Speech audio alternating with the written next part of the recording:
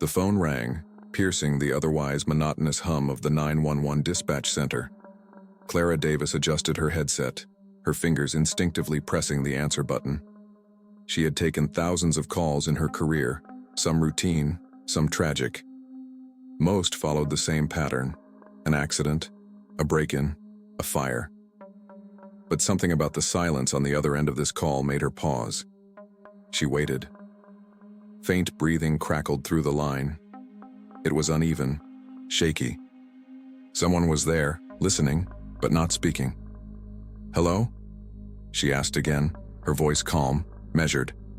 The breathing continued, then finally a whisper, low, strained, and barely audible. "Please. Help me." Clara sat up straighter, her attention fully captured. The voice was male, trembling. Fear dripped from each syllable. "Sir, I need you to stay on the line. What's happening?"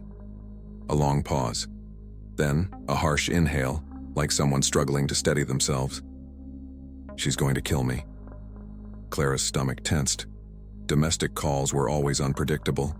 Sometimes they ended with police intervention, sometimes with a panicked couple reconciling. But this didn't feel like an argument spiraling out of control. This felt like a man who had already seen his fate written out before him. "Where are you right now?" she asked, fingers hovering over her keyboard, ready to track his location. Another breath. More hesitation. Then, barely above a whisper, "Home." She typed into the system, running a location trace. The request spun, searching for an address. "Can you give me your full address?" The breathing quickened. Clara could hear something else now, something in the background. The faintest creak of wood, like a slow, deliberate step on an old floorboard. I don't know," the man stammered. I was here." And then a sharp sound interrupted him, like something scraping against a door. The breathing on the other end turned shallow, panicked. "Sir, stay with me. Who is trying to hurt you?" Another creak, a floorboard shifting under weight. Then a whisper, one that sent ice through Clara's veins. "She's standing outside the bedroom door." The system beeped. Location not found. A dead signal. Clara frowned, glancing at the screen. That wasn't normal. Even when calls bounced between towers, a rough estimate usually appeared. But this? The screen was blank. "Sir, can you see her? Is she armed?" Silence. Then, something stranger. "I don't know if she has a knife," the man murmured. "She's just smiling at me." A shiver trailed down Clara's spine. She had heard many things on the job: fear, rage, despair. But this was different. The way he said it. There was no anger, no confusion, just raw, paralyzing horror. "Listen to me," she said, voice steady despite the cold creeping up her back. "I need you to barricade yourself in the room. Can you do that?" A pause. Then, whispering, I don't think I should move. She'll hear me." His words felt wrong, too calculated, like a child who had played hide-and-seek before and knew that even the sound of breath could give him away. Clara's fingers moved over the keyboard again, trying a secondary trace. The system spun, stalled, then returned an error. Her heart pounded. Something wasn't right. "Okay," she said, softer now. "I understand. Stay as quiet as possible, but keep talking to me, okay? I need you to tell me your name." The line was so quiet now that she could hear the distant hum of his breathing. Then, after a long pause, the name came. "Mark," he whispered. "Mark Collins." Clara's blood ran cold. For a moment, the world around her became distant. The keyboard beneath her hands, the quiet drone of other dispatchers, the blinking screen, all of it faded. That name, she knew that name. She knew it too well. A pit formed in her stomach as she hesitated, her fingers stiff over the keyboard. "Mark," she repeated, barely above a breath. The name tasted wrong on her tongue, like something pulled from a memory long buried. Her mind raced, her training kicking in, trying to focus on the task. She pushed forward. "Mark, I'm going to help you," she said, forcing her voice to remain steady. "I just need you to stay with me, okay?" But even as she spoke, something inside her knew. This call was wrong. This wasn't just a domestic dispute. This was something else, something impossible. Clara's fingers hovered over the keyboard, her breath coming slower now, heavier. The name echoed in her mind, stirring something deep, something she didn't want to acknowledge. Mark Collins. She had said it out loud, almost as if testing reality itself. The name was so familiar it felt suffocating, pressing against her like a weight she couldn't shake. She forced herself to focus. Maybe it was a coincidence. Maybe someone else had the same name. Her system beeped. Location not found. Her jaw tightened. That wasn't a common error. Even when a call bounced between towers, it always gave an approximate location. But this? A total void. It was as if the call was coming from nowhere. She turned back to the phone, keeping her voice level. "Mark, I need you to help me find you. Do you see anything around you? A letter? A package? Something with your address on it?" Silence. She strained to hear any background noise, but the line remained eerily quiet except for his breathing. Then finally he spoke. "I'm at home," Mark murmured. Clara hesitated. "Can you tell me where home is?" Another pause. "Our home." A chill ran through her. The phrasing, the way he said it, like it was a reminder rather than an answer. Something in her stomach twisted. "Mark, I don't..." She stopped herself. She was slipping. She wasn't supposed to let her emotions interfere. She had handled high-stress calls before, some horrifying, some tragic, but she had always kept a professional distance. But this wasn't just a call. She felt like she was inside it. Clara forced herself to stay in control. "Okay, tell me what's happening now. Is she still outside the door?" There was a shift on the line, a rustling, as if he had moved slightly. His voice was a whisper, barely more than breath. "Yes." Clara opened a secondary system, inputting Mark's name. Maybe she could find something even if the GPS trace failed. But when the results popped up, her blood turned to ice. Mark Collins. Deceased. Her pulse pounded in her ears. It had to be a mistake. A different Mark Collins. A data error. Her hands moved before her brain could stop them. She clicked on the report, scanning the details. It was his case. 2 years ago. The file contained the crime scene photos, the police report, the autopsy confirmation. It was all there. Mark Collins was murdered in his home. Her home. Their home. Clara gripped the desk, swallowing hard. "Mark," she said slowly, carefully, "when you say home, do you mean the house we used to live in?" A pause, a breath. Then, "Yes." Her hands clenched. She knew that house hadn't been occupied since his death. It had sat abandoned, evidence sealed off. She swallowed the dryness in her throat. "Mark," she said carefully, "how long have you been there?" The line was quiet. Then, a voice, not his own. A woman's laughter. Soft, eerie, distant. Clara's entire body went cold. Then the call cut off. Silence. She pulled the headset off, staring at the blank screen. The timer had stopped. The number had vanished. Her personal phone buzzed. She slowly reached for it. The caller ID. Unknown. Her hands trembled as she picked up the phone and pressed it to her ear. Silence. Then a whisper. "Clara." The air in the dispatch center suddenly felt too thick, too heavy. Clara gripped her phone tighter, forcing herself to breathe evenly. She wanted to believe this was a prank, a coincidence, a glitch in the system.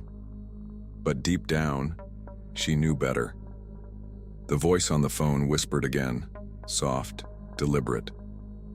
"You shouldn't have answered." The line clicked off. Clara lowered the phone, her pulse hammering in her ears. Her fingers were ice cold, but her palms were slick with sweat.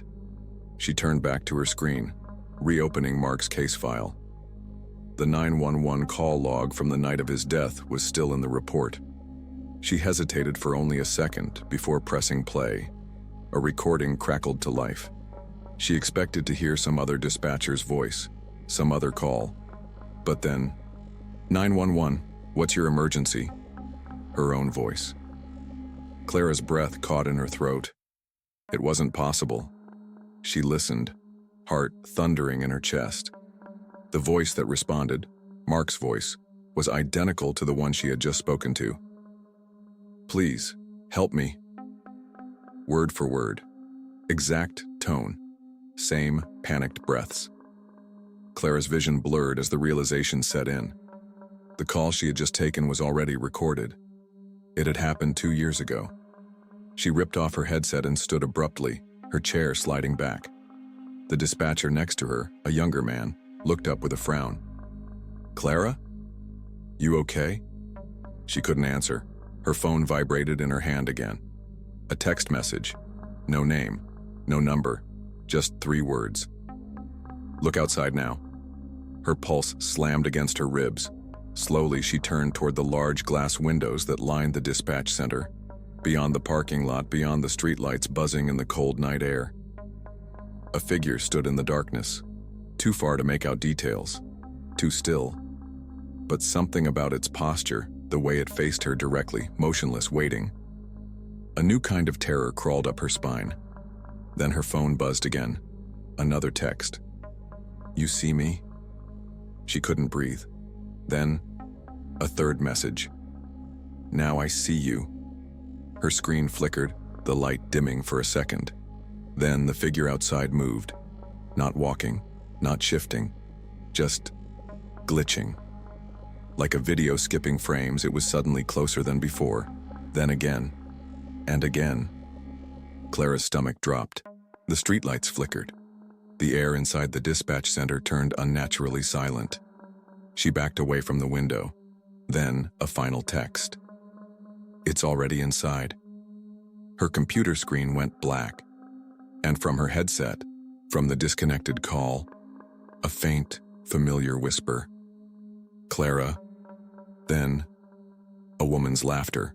The laughter echoed through Clara's headset, a sound both distant and unbearably close, slipping beneath her skin like ice water. It wasn't loud, wasn't menacing. It was worse than that. It was soft, knowing, like someone watching from just beyond sight. She yanked the headset off, her breath ragged.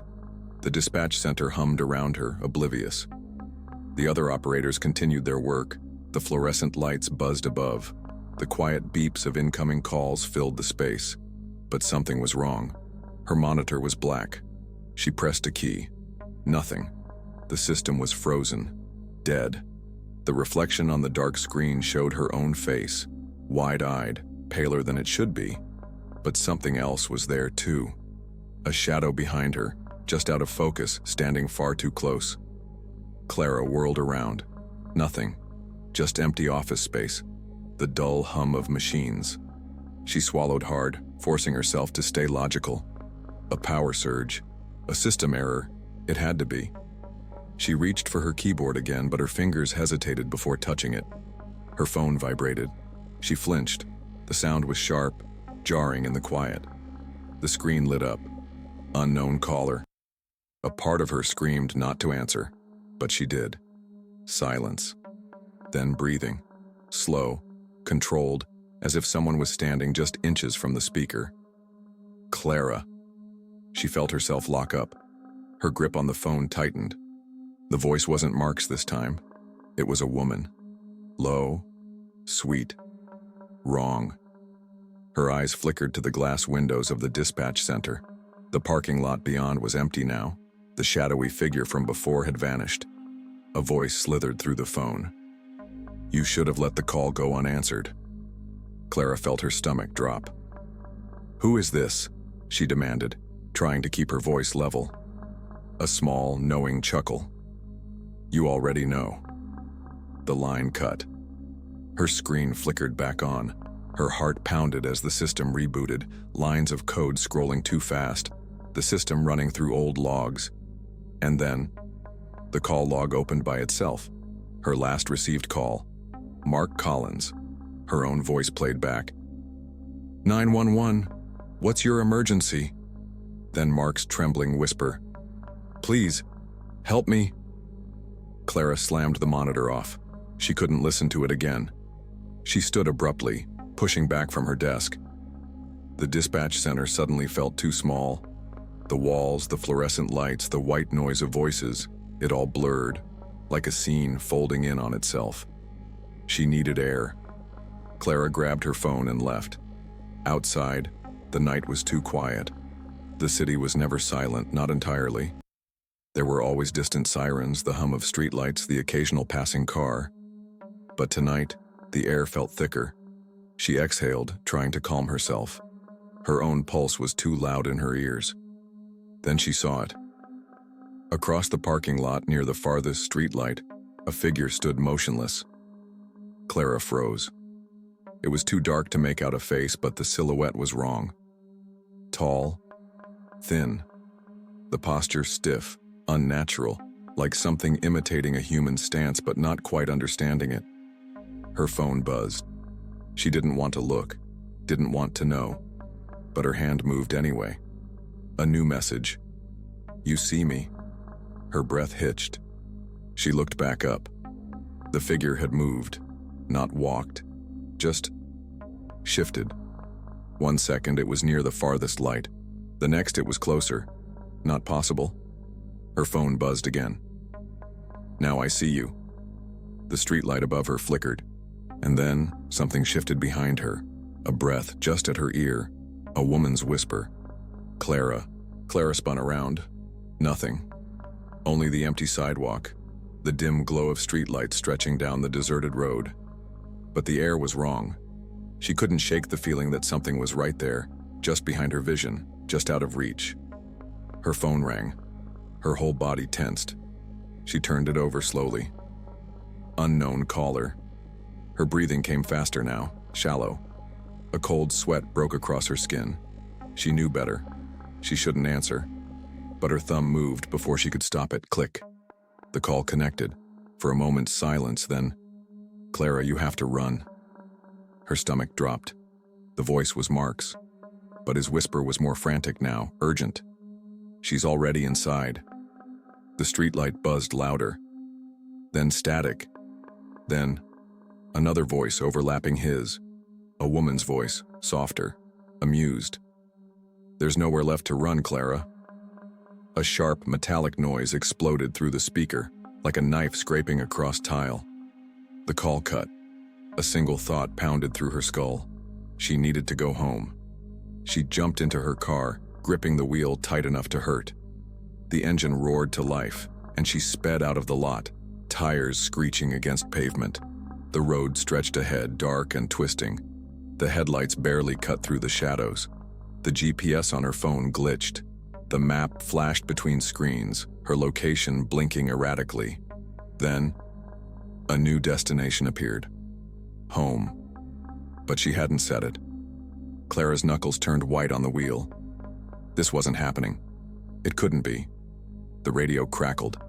Then, a whisper through the speakers. You shouldn't have answered. Clara slammed the radio off, but the whisper continued. From the back seat, her breath caught in her throat. She didn't want to look, didn't want to see. But in the rearview mirror, a woman's face smiled back. Her own face. But the eyes were wrong. The reflection tilted its head and whispered, "Drive faster." Clara's foot slammed against the gas pedal, her pulse pounding harder than the roar of the engine. The road ahead stretched into darkness, twisting and endless, the yellow glow of streetlights warping in the rearview mirror. The smiling reflection still stared back at her from the back seat. It was her, but it wasn't. The eyes weren't right. Too wide, too knowing, too aware. Her fingers gripped the wheel tighter. She refused to look again. This wasn't happening. Drive faster, the reflection whispered. Clara's heart lurched. She slammed on the brakes. The tires screeched, the car skidding sideways before coming to a violent stop in the middle of the road. The silence that followed was deafening. Her breath was ragged, chest heaving. The windshield fogged slightly from the heat of her breath colliding with the cold outside. Slowly, so slowly, she forced herself to look up at the rearview mirror. Empty. The back seat was empty. Clara swallowed hard, hands still locked on the wheel. Her mind screamed for logic, for reason, but every explanation crumbled under the weight of what she had seen. A car horn blared behind her. She jumped. Headlights flashed in her side mirror, a frustrated driver pulling around her, cursing as they passed. The world was normal again, or at least it pretended to be. Her phone buzzed. She didn't want to look, didn't want to know. But her hand moved anyway. A new message. "Keep driving, you're almost home." Her stomach dropped. The destination on her GPS hadn't changed. Home. She swallowed the rising fear and did the only thing she could. She kept driving. The house looked exactly the same.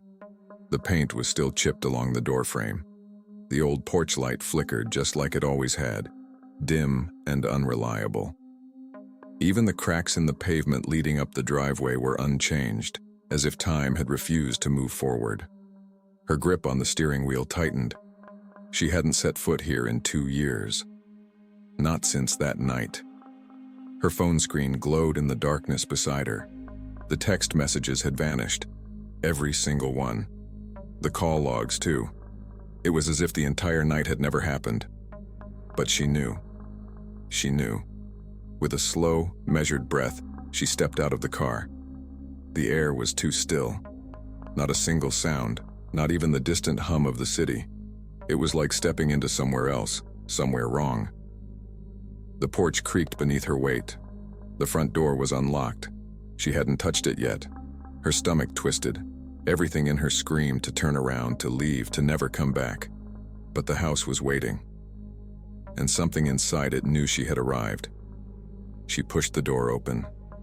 The air was cold. No dust. No signs of decay. Everything inside looked exactly the same as the last night she had been here, 2 years ago. Her heart hammered in her chest as she stepped inside.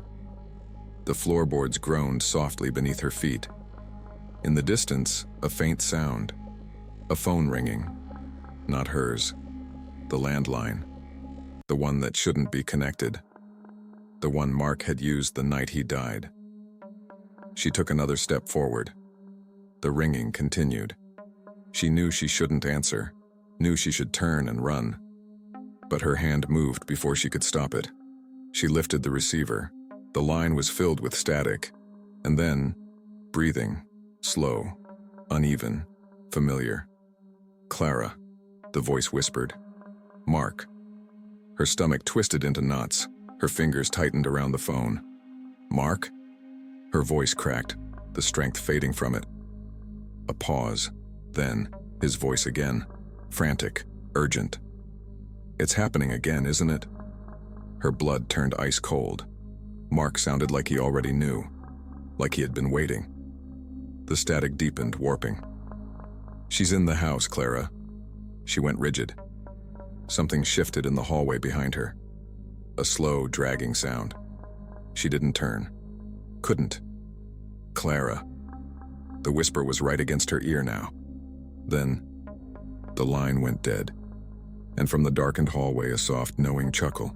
Clara stood frozen, the dead phone still clutched in her hand. The laugh from the hallway was soft, almost affectionate. She willed herself to move, to turn. The hallway was dark, shadows stretching impossibly long. Nothing moved, but the air had changed. The house felt different now, like it was breathing. She took a slow, shaky step forward. Her own voice called out before she could stop herself. "Who's there?" Silence. Then from deeper inside the house, a quiet tap. A single footstep. Clara's fingers curled into fists. She wasn't going to let herself fall apart. Not yet. She stepped forward. The boards beneath her feet groaned. Another tap. Closer this time. She passed the hallway mirror without glancing at it. Then, something moved in her peripheral vision. Her breath caught. She turned her head slowly. Her reflection wasn't facing forward. It was looking at her, staring directly into her eyes. Her stomach dropped. Her reflection smiled. Clara's knees nearly buckled. Her real mouth hadn't moved.